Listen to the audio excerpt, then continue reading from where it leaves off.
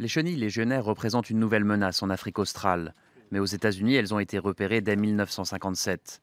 Elles s'attaquent au maïs, au blé, au millet et au riz, qui sont les aliments de base dans la région. Une région où de nombreuses zones souffrent déjà de la sécheresse depuis plusieurs années. Les pays qui sont les plus en danger sont l'Afrique du Sud, le Zimbabwe, le Malawi, la Zambie, la Namibie et le Mozambique.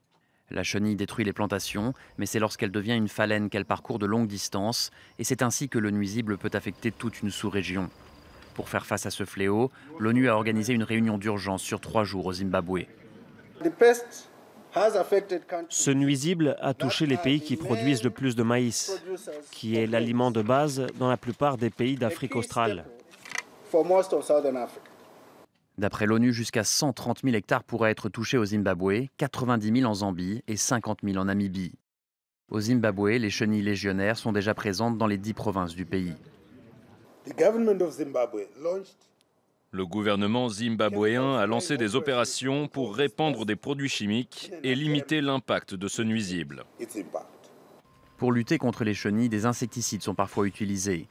Certains agriculteurs creusent des tranchées autour de la zone affectée ou comptent sur les oiseaux pour manger le nuisible. Mais parfois, la seule option est de brûler le champ.